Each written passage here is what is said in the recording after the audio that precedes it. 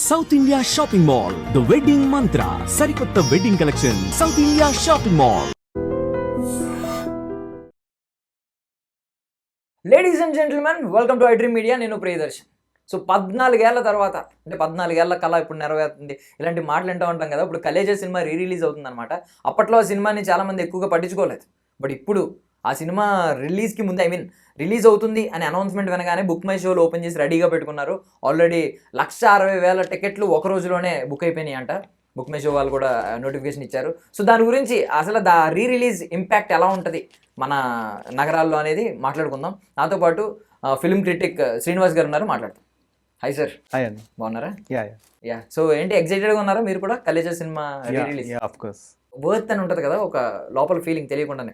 అంటే ఈ మధ్య కొన్ని మాటలు ఏంటంటే ప్రతి సినిమా రిలీజ్ చేస్తున్నారు, క్యాష్ చేసుకుంటున్నారు అనే మాట వినేవాళ్ళం. బట్ కలేజా విషయంలో మాత్రం కొంచెం వర్త్ అనే మాట ఎక్కువ వినిపిస్తుంది. మీరేమంటారు? అంటే రిలీజ్ కూడా అంటే జస్ట్ లైక్ దట్ ఏదో బిజినెస్ అని కాకుండా ఏదో ఒక ఒకేషన్తో లింక్ అయ్యి మాత్రమే దే ఆర్ రిలీజ్ ప్లాన్ చేస్తున్నారు. ఇంకోటి, కొన్ని సినిమాలు ఇప్పుడున్న జనరేషన్, ఇప్పుడు మీరు అన్నట్టే 14-15 ఇయర్స్ బ్యాక్ రిలీజ్ అయిన సినిమా అది. అప్పుడున్న యంగ్ ఆడియన్స్ కానీ, ఫీమేల్ ఆడియన్స్ కానీ, మేల్ ఆడియన్స్ కానీ, సినిమా గురించి టాక్ ఎలా ఉన్నా మహేష్ బాబు మీద ఇష్టంతో, ప్రేమతో, త్రివిక్రమ్ గారి మీద రెస్పెక్ట్తో, వీళ్ళ నుంచి వచ్చే ప్రోడక్ట్ బాగుంటుంది అనే ఒక ఉద్దేశంతో థియేటర్కి వెళ్ళి సినిమా చూసుంటారు, ఎంజాయ్ చేస్తుంటారు ఒక సెట్ ఆఫ్ ఆడియన్స్. కానీ మెజారిటీ మైనారిటీ క్యాల్కులేట్ చేస్తే ఎక్కడో ఫస్ట్ 2 days 3 days ఏదైతే టాక్ బయటకు వచ్చిందో అప్పుడు రిలీజ్ అయినప్పుడు కొంచెం ఆశాజనకంగా రాకపోవడంతో ఎంతోమంది ఆడియన్స్ ఇది డివైడ్ టాక్ వచ్చింది అనే ఒక అపోహలో థియేటర్కి వెళ్ళి చూడలేకపోయారు. అదే ఆడియన్స్ ఎవరైతే థియేటర్కి వెళ్ళలేదో వాళ్ళు మళ్ళీ ఎప్పుడైతే ఇది అప్పట్లో ఓటీటీ లేదు కాబట్టి, ఓటీటీ కాకుండా ఏవైతే సాటిలైట్ ఛానల్స్లోకి ఎప్పుడైతే వచ్చిందో ఇట్ బికేమ్ అంటే హయ్యెస్ట్ వ్యూడ్ మూవీ ఎవర్, అంటే highest TRPs and what is block buster revenue even on satellite.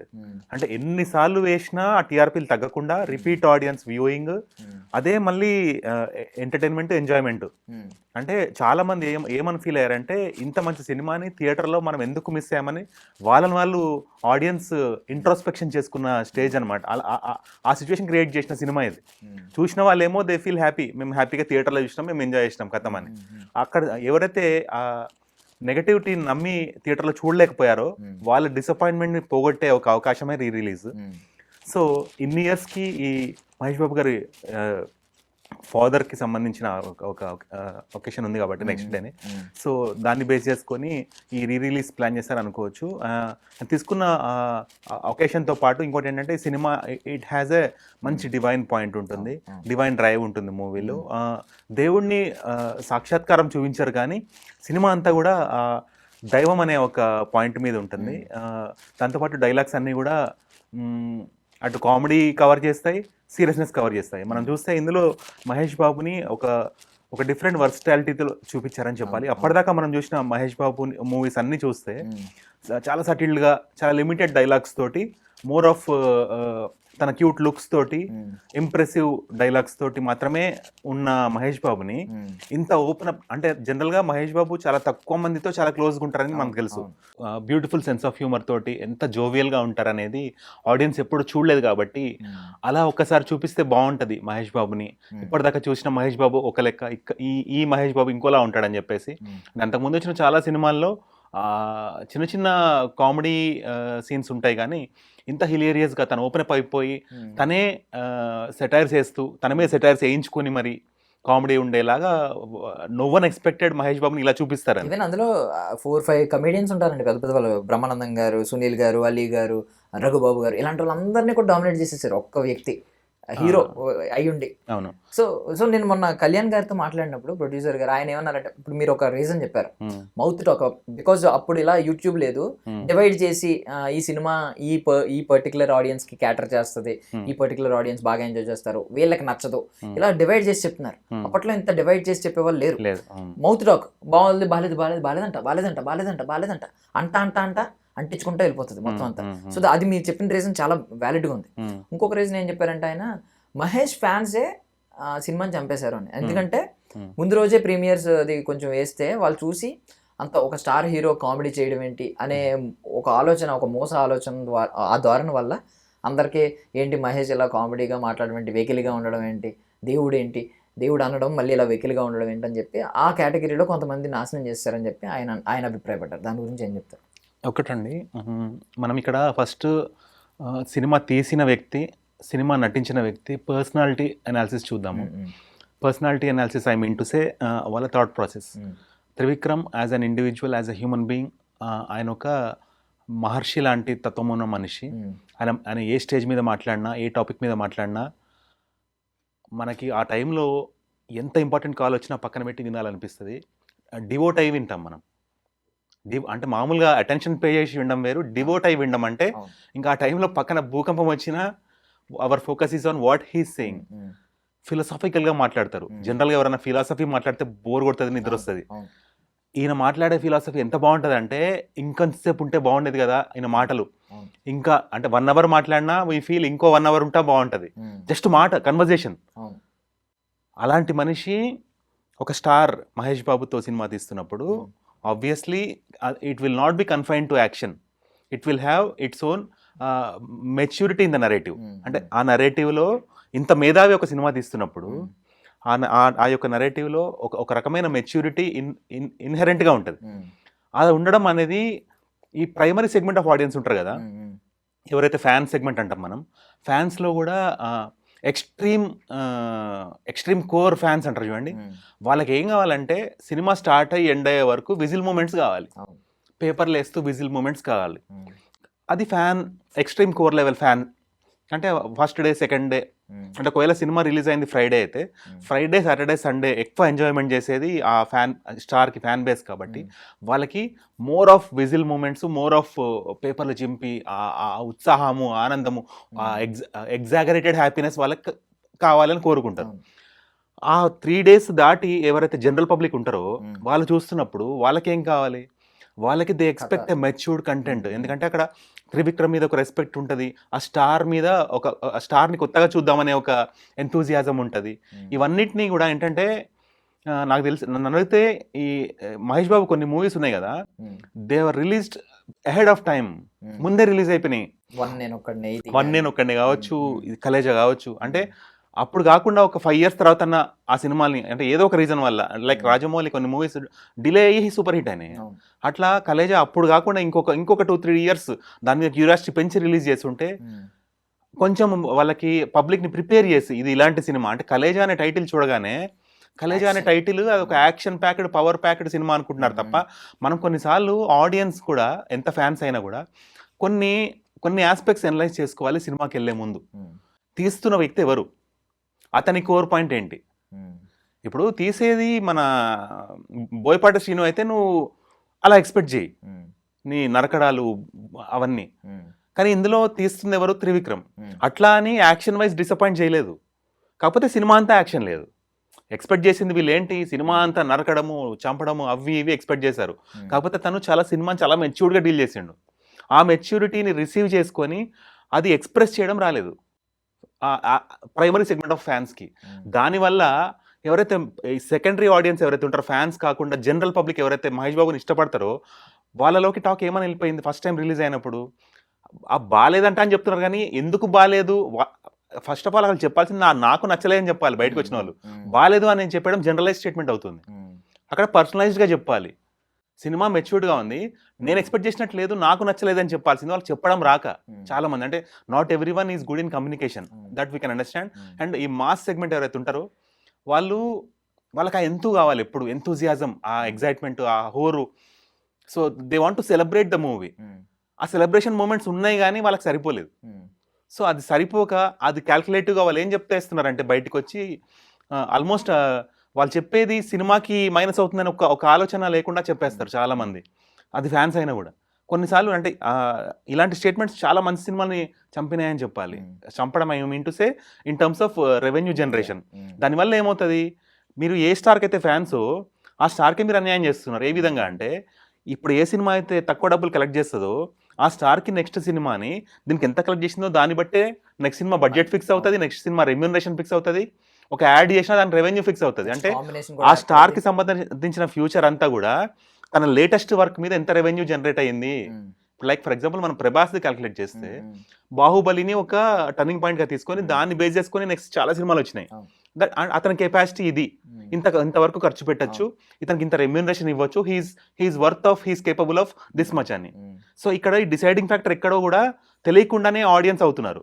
అంటే ఆ స్టార్ రెమ్యూనరేషన్ కానీ ఆ స్టార్ పవర్ కానీ తెలుసుకోవాలంటే ఇండైరెక్ట్లీ కలెక్ట్ అయిన రెవెన్యూ ఎంత అనేది, ఆ బాక్స్ ఆఫీస్ కలెక్షన్ ఎంత అనేది ఇండైరెక్ట్లీ ఇట్ ఇస్ రిఫ్లెక్టింగ్, అవునా కదా?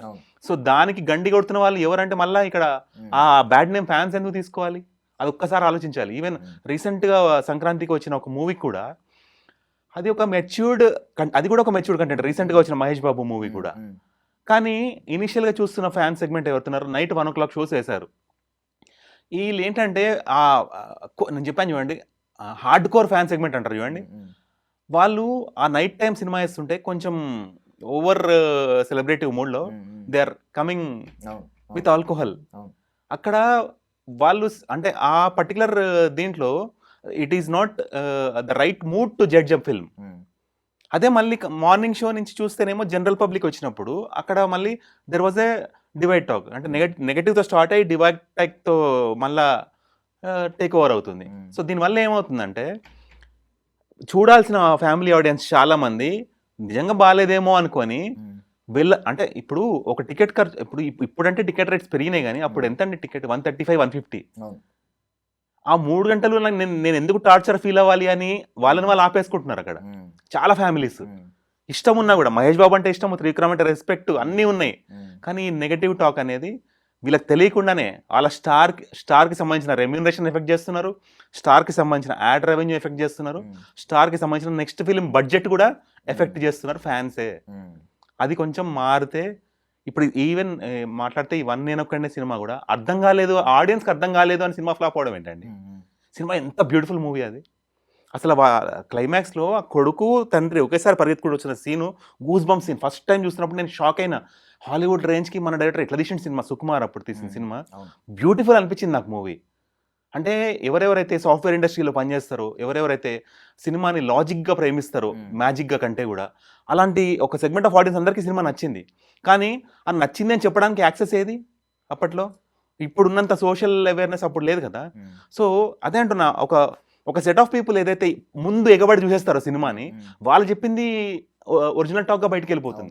ఇంకో మిస్టేక్ ఏం జరుగుతుందంటే, వీళ్ళు ప్రమోషన్ స్ట్రాటజీ కూడా సినిమా రిలీజ్ ముందు హైప్ బిల్డ్ చేసి సినిమా వెంటనే ఎందుకు వదిలేస్తారు? అదొక్క మిస్టేక్ మన తెలుగులో I see a lot. Cinema ముందు 2 months విపరీతమైన పబ్లిసిటీ, ఎక్కడ చూసినా టాక్ అదే, ఎక్కడ చూసినా అదే కనిపిస్తుంది. రిలీజ్ అవ్వగానే నెగటివిటీ వస్తే దాన్ని ఎందుకు డిఫెండ్ చేయరు, వదిలేస్తారు ఎందుకు?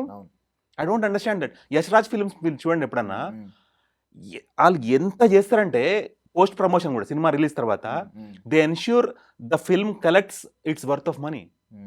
అంటే ఆడియన్స్ని థియేటర్కి రప్పించి సినిమా చూసి మెజారిటీ ఒపీనియన్ తీసుకొని వాళ్ళు ఒక జడ్జ్మెంట్కి వస్తారు తప్ప కొంతమందిని కన్ఫైన్ చేసి ఇదేనేమో టాక్ అండ్ ఫిక్స్ అయిపోరు వాళ్ళు. బికాస్ దే క్లియర్లీ నో ఇనీషియల్గా చూసే పబ్లిక్ ఎవరు, first 3 days core fan base of the star. వాళ్ళ జడ్జ్మెంట్ మీద బేస్ అయిపోయి వీళ్ళు ఒక ఒపీనియన్కి రారు.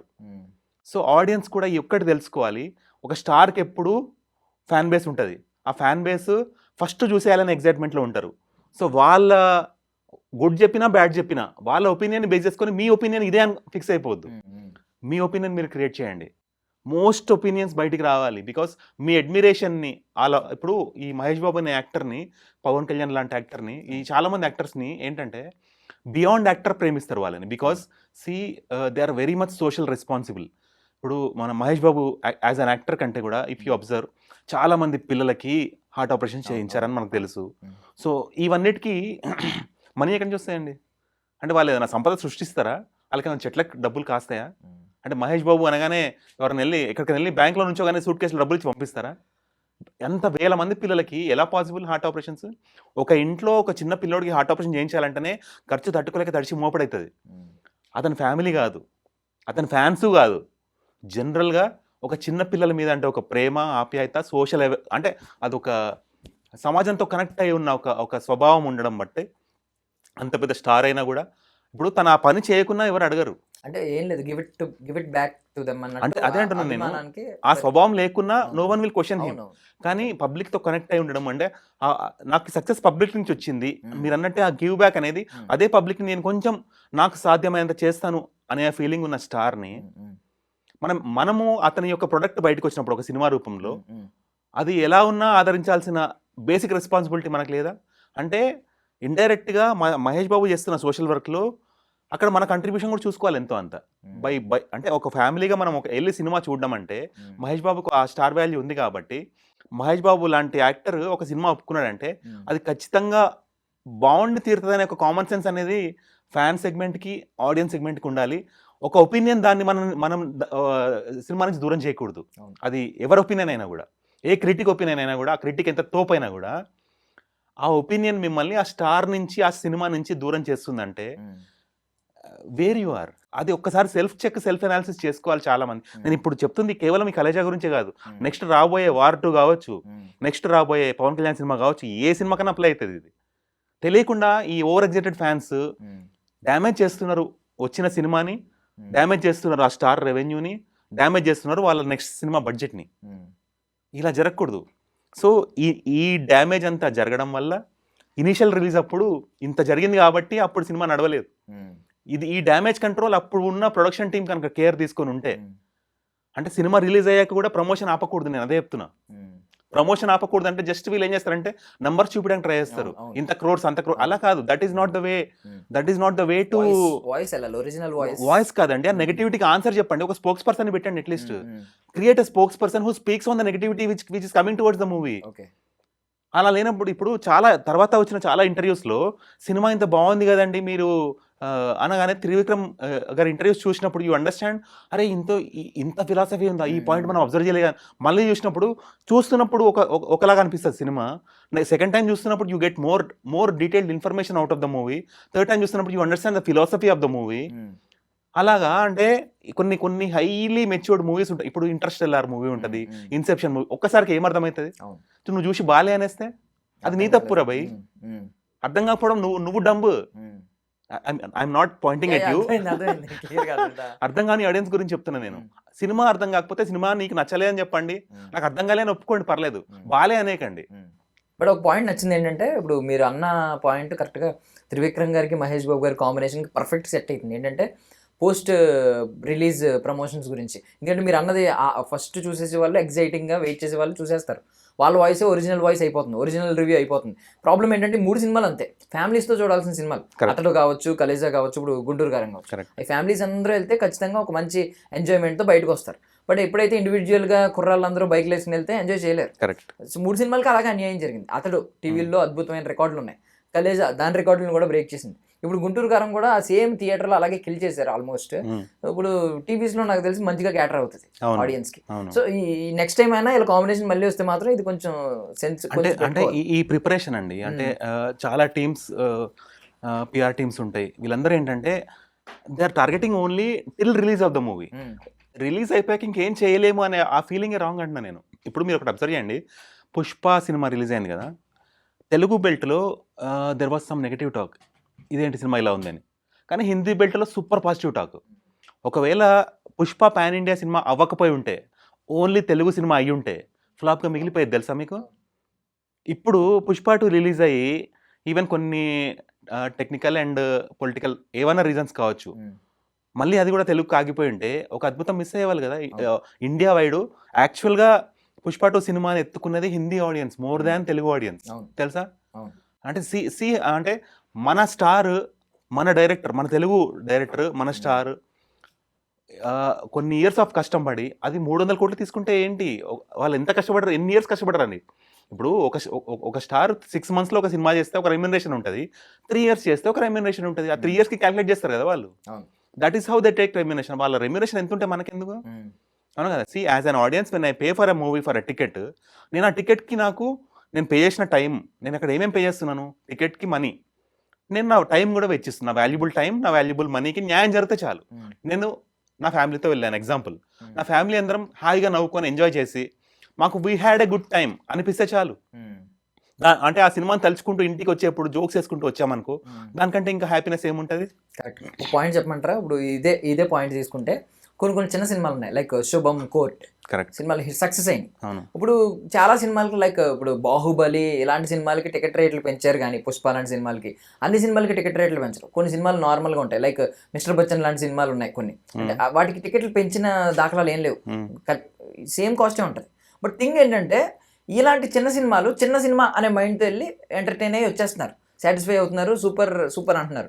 ఒక పెద్ద సినిమా చూసినప్పుడు కొంచెం వాళ్ళకెందుకు, వాళ్ళ టికెట్ రేట్ అంతే పెడుతున్నప్పుడు ఎంత బడ్జెట్ పెట్టి బాగా తీయలేదు అనే జడ్జిమెంట్ ఒకటి చేస్తున్నారు. మీరు అన్నది కరెక్ట్ పాయింట్, మంచి పాయింట్. ఆడియన్స్లో రావాల్సిన చిన్న మార్పు, దానివల్ల సినిమా అంతా ఎఫెక్ట్ అయిపోతుంది, వాళ్ళ కెరియర్ నాశనం అవుతుంది. నిజంగా నెక్స్ట్ మంచి ప్రాజెక్టులు వాళ్ళకి రావట్లేదు, కొలాబరేషన్ దొరకట్లేదు, బడ్జెట్ రావట్లేదు, వాళ్ళకి రెమ్యూనరేషన్ తగ్గిపోతుంది. సూపర్ పాయింట్ చెప్పారు, నాకైతే ఇది బాగా నచ్చింది. మార్పు రావాల్సింది ఆడియన్స్లో, ఈ పాయింట్ అయితే ఖచ్చితంగా రావాలి కదా. మీరైతే అంటే నేను ఇది ఆడియన్స్ అందరినీ పాయింట్అవుట్ చేయట్లేదు, ఎవరైతే మీరు judgemental mind set with your own over curiousness. అంటే మీరు ఆ స్టార్ ని ఓవర్ పవర్ చేసేసి మీరన్నీ మేము ఇంపోజ్ చేసేస్తామంటే ఎలా? Star has his own life, his own decisions. అతని డెసిషన్ ని ఫస్ట్ రెస్పెక్ట్ చేయండి. మీరు అతని సినిమా ఒప్పుకున్నాడు కదా, ఆ డెసిషన్ నుంచే మీరు అతనితో రెస్పెక్ట్తో కనెక్ట్ అయిపోవాలి.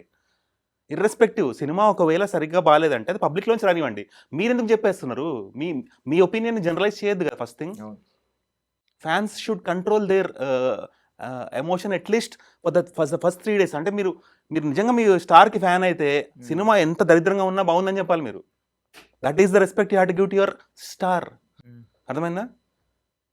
ఆ స్టార్ నువ్వు స్టార్తో అలా కనెక్ట్ అయి ఉండాలి కదా. That is the way to connect with your star. Otherwise నువ్వేం ఫ్యాన్ బై? You're not a fan. నువ్వు చెప్పుకోదు నేను ఈ స్టార్ ఫ్యాన్ అని. నువ్వు ఫ్యాన్ అంటే నువ్వు నీ స్టార్ నడిస్తే కూడా నచ్చాలి, నవ్వుతే నచ్చాలి, ఏది చేసినా నచ్చాలి. చెప్తే జెన్యూనిటీ లేదు అంటారు కదా మళ్ళీ, నువ్వు ఫ్యాన్ కాబట్టి ఇలా చెప్తున్నావు అని. నువ్వు ఫ్యాన్ అంటే నీకు నచ్చి తీరాలి, నువ్వు పక్క రోజుకి నచ్చదేమో. నీకు అర్థమైందా? నువ్వు మహేష్ బాబుని చూసి మురిసిపో కదా సినిమా అంతా. నువ్వు సినిమాతో నీకేం సంబంధం? నువ్వు ఒక ఫ్యాన్ అబ్బా. ఎగ్జాంపుల్, ఒక ఫ్యాన్ కి సినిమాకి స్టార్ తో సంబంధం. నీకు సినిమా వదిలే, నువ్వు సినిమా చూడక అసలు చెవులు మూసుకో, నీ స్టార్ ని చూడకాలి, ఇయర్ ఫోన్స్ పెట్టుకో, వేరే పాటలేను. కానీ నువ్వు నీ స్టార్ ని చూసి ఎంజాయ్ చేయి సినిమా. 3 hours నీ స్టార్ నీకు కొత్త సినిమాలు కనిపిస్తుంది పోయి, ఇంకేం కావాలి నీకు? Great. So Khaleja cinema release అయినప్పుడు మీరు చూసి ఉంటారు కదా, ఆబ్వియస్లీ థియేటర్లో చూసిన. అప్పుడు మీకు ఏమనిపించింది? మీ రివ్యూ అలా చెప్పారు. అప్పుడు ఇంత రివ్యూస్ నా Facebook, even you can check my Facebook, very positive. I felt very happy actually. నాకు ఒక మెచ్యూర్డ్ సినిమా చూస్తే ఒక తెలియని ఆనందం పుట్టుకొస్తుంది. నేను క్రియేటివ్ ఫీల్డ్ లో ఉన్నా, అంటే I don't have any bad habits like smoking అని ఏమి లేవు, నాకు డ్రింకింగ్ అని ఏం లేవు. నాకున్న ఒకటే ఒక వీక్నెస్ ఏంటంటే సినిమా నన్ను చాలా ఎంపవర్ చేస్తుంది. ఒక మంచి సినిమా చూసినప్పుడు నెక్స్ట్ 1 week 10 days నా క్రియేటివ్ వర్క్స్ అదిరిపోతాయి. అది నన్ను తెలియకుండా నా లైఫ్ లో పార్ట్ అయిపోయింది. అది ఒక మంచి ఒక బ్యాడ్ సినిమా చూసినప్పుడు ఒక 1-2 days నాకు చాలా చిరాగ్గా ఉంటాను, నేను మూడీగా ఉంటాను. నేను మళ్ళీ నేను రిజువనేట్ అవ్వడానికి మళ్ళీ కాసేపు పిల్లలతో ఆడుకోవడము ఏదో ఒకటి చేయాల్సి వస్తుంది టు రిజువనేట్ మై సెల్ఫ్. కానీ ఒక మంచి సినిమా ఇచ్చే impact, it helps me in my work very drastically. నేను అలా కనెక్ట్ అయిపోయినా ఒక మంచి సినిమాతో. అంటే ఈ cinema is more than just a movie for me, it's an emotion for me. It's my weakness to be frank. So I treat filmmakers with respect. I treat actors with respect. నాకు చాలా రెస్పెక్ట్తో treat చేస్తాను నేను. ఒకవేళ cinema బాలేని సినిమాలో కూడా ఒక technician work ఉంటుంది, ఒక మ్యూజిషియన్ వర్క్ ఉంటుంది, ఒక కెమెరా వర్క్ ఉంటుంది, ఏదో ఒకటి బాగుంటుంది అందులో.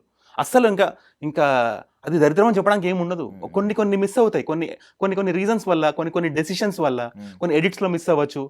ఇప్పుడు ఒకటి చెప్తానండి, రామ్ చరణ్ గారిది గేమ్ చేంజర్ సినిమా రిలీజ్ అయింది. అది యాక్చువల్గా ఎంత డ్యూరేషన్ తెలుసా? ఇట్స్ 7.5 hours తీశారు ఆ సినిమాని. అది కనుక ఇప్పుడు కూడా నేను చెప్తున్నా, ఛాలెంజ్ చేస్తున్నా, టోటల్ మూవీ కట్స్ లేకుండా మీరు వెబ్ సిరీస్ రిలీజ్ చేయండి, సూపర్ హిట్ కాకపోతే అడగండి. అక్కడ డిస్జాయింట్ అయిపోయింది సినిమా, కట్ చేసేసారు మొత్తం. ఇక్కడ దాన్ని చిన్నగా చేయడానికి థియేటర్ డ్యూరేషన్కి కట్ చేశారు. దానివల్ల ఏమైపోయింది, సినిమా అంతా చాప్ అయిపోయింది, మెయిన్ సినిమా మిస్ అయిపోయింది. మనకి ఆ డిస్జాయింట్ వల్ల మనకు సినిమా అర్థం కావట్లేదు చాలా మందికి. అందరు చూసేసి ఇదేంటి వీళ్ళని ఇట్లా అరుస్తున్నాడు, ఇదేంటి ఇలా మేము అనుకున్నట్టు చూపించట్లేదని. నేను చెప్తున్నా ఇప్పటికే, ఐ ఛాలెంజ్ ద మేకర్స్, మీరు టోటల్ మూవీ అస్సలు కట్ చేయకుండా శంకర్ తీసినట్టు వెబ్ సిరీస్ రిలీజ్ చేయండి. Shankar will gain the respect back from the same movie every one who pointed out ఇది బాగాలేదని. Think like that. So coming back to Khaleja, ఇప్పుడు release అవుతుంది. మీరు అబ్జర్వ్ చేస్తే release cinema which is already available in YouTube along with OTT, ఇంత huge demand ఏంటి మీరు ఆలోచించండి. ఆల్మోస్ట్ ఒక స్టార్ కొత్త సినిమా రిలీజ్ అయితే ఎంత హైప్ ఉంటుందో అంత హడావిడి రేపటి నుంచి మనం చూడబోతాం థియేటర్స్. వాళ్ళు అనుకున్నది ఫస్ట్ ఫ్రైడేకి వేద్దాం అనుకున్నారు, డిమాండ్ తట్టుకోలేక ముందుకు వచ్చేసి ఇంకా ముందు ప్రీమియర్ చేస్తున్నారు. అంటే ఆల్రెడీ ఉన్న సినిమా, ఆల్రెడీ చూసేసిన సినిమాకి అది ఒక స్టార్ వాల్యూ పే ఆఫ్ చేస్తుంది అనుకోవాలి. దాంతోపాటు ఆ సినిమా నరనరాల్లో ఎక్కిపోయిందండి ఆడియన్స్కి. దే వాంట్ టు, అంటే ఈ సినిమా చూడడానికి రావట్లేదు, రేపు సెలబ్రేట్ చేసుకోవడానికి వస్తున్నారు. Celebrate the star, celebrate the movie, celebrate the content and pay back to the makers. ఆ పే బ్యాక్ అనేది మనీ కాదు, రెస్పెక్ట్ఫుల్ పే బ్యాక్ అనమాట. అంటే కొన్ని సినిమాలు డబ్బు తెచ్చి పెడతాయి ప్రొడ్యూసర్కి, కొన్ని సినిమాలు గౌరవం తెచ్చి పెడతాయి. మీరన్న సి కళ్యాణ్ గారికి ఒక లైఫ్ టైం రెస్పెక్ట్ తెచ్చిపెట్టింది సినిమా టచ్వుడ్. సూపర్. బట్ మీరు చెప్పిన గేమ్ చేంజర్ విషయంలో కూడా ఈ కంప్లైంట్ విన్నాను, పోస్ట్ రిలీజ్ వదిలేశారు సినిమాని, రిజల్ట్ కరెక్ట్ అండి, కరెక్ట్. చాలా సినిమాలు ఇలా ఎఫెక్ట్ అవుతున్నాయండి. Yash Raj films is a beautiful production house. ఇప్పుడు కొన్ని మన కాంపిటీటర్ అయినా కూడా వాళ్ళ గుడ్ పాయింట్స్ తీసుకోవాలండి. గుడ్ పాయింట్స్ తీసుకొని అప్లై చేసుకొని అది మన బిజినెస్కి హెల్ప్ అవుతుందంటే ఖచ్చితంగా అప్లై చేసుకోవాలి. ఇప్పుడు కోట్లలో చేస్తున్న సినిమా అనేది వందల్లో వేలలో అవ్వట్లేదు కదండి, కోట్లలో జరుగుతున్న వ్యాపారం. చిన్న రిస్క్ కూడా సినిమాకి మైనస్ అవుతుందంటే ఆ రిస్క్ లేకుండా చూసుకోవాలి. Yes or no? Correct. Thank you అండి.